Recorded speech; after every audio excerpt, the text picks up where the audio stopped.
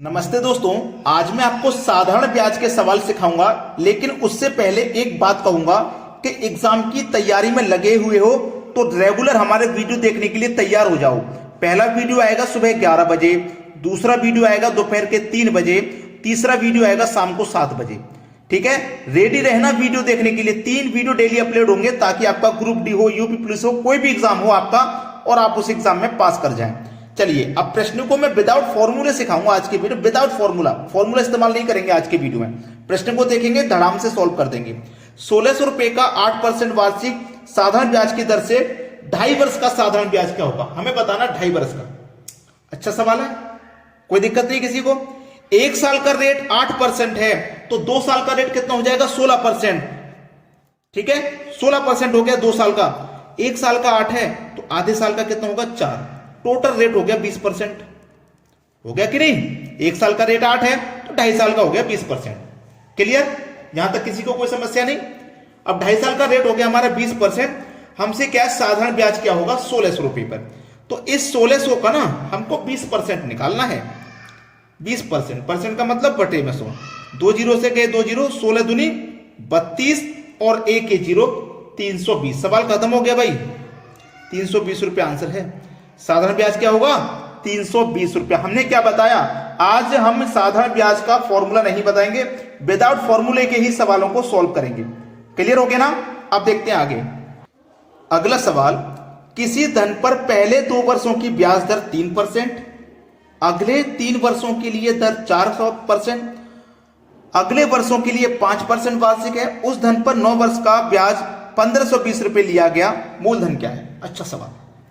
देखिएगा, 2 साल के लिए तो 3% है, 2 साल के लिए। 1 साल का 3 तो 2 साल के लिए 6% हुआ, प्लस अगले 3 साल के लिए 4% है।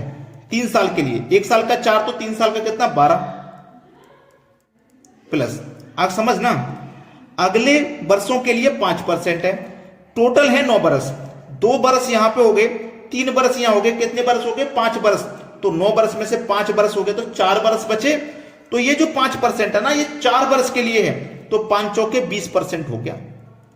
टोटल कितना हो गया, 20, 12, 32 और 6 38% हो गया।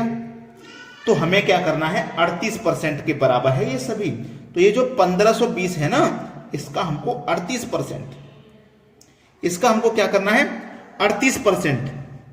एक मिनट, ये मूलधन नहीं है, सॉरी, 1520 रुपए ब्याज लिया गया। 1 मिनट, ये मूलधन नहीं है, इसका हमें 38% नहीं निकालना।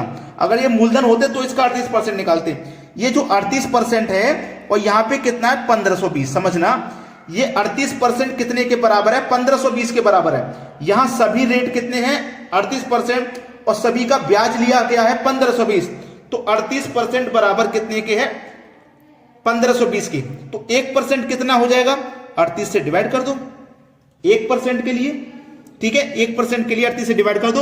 और मूलधन का मतलब होता है 100%, और 100% का मान चाहिए तो 100 से मल्टीप्लाई कर दो, आंसर आ जाएगा। आ जाएगा कि नहीं आ जाएगा, आंसर आ जाएगा भाई। अब चलिए कटा के देखते हैं भाई, ये संख्या और ये संख्या किससे कटेंगे, 2 से कटा लो पहले। 19 दूनी 38, 19 2 से भी कटा लो, 2 सत्ते 14, 1 बचेगा 12, 2 छक्के 12, 19 चौक 76, 19 से 4 बार में गया, 4 का गुना 100 से कर दो 400। सवाल खत्म हो गया। ठीक है, ये 400 रुपए मूलधन था जो अलग अलग दर से अलग अलग वर्षों में 1520 रुपए ब्याज पहुंच गया था। उम्मीद करूंगा सभी को प्रश्न समझ में आ गया है। एक मिनट जरा रुकिएगा। 19 चौक 76, और ये जीरो तो हमने लिया ही नहीं था, ये जीरो हमने लिया नहीं था, ये जीरो यहां पे आएगा। 4000 है मूलधन दोस्तों, 400 नहीं, 4000 है। ये हमारे सवाल का बिल्कुल सही जवाब है, 4000।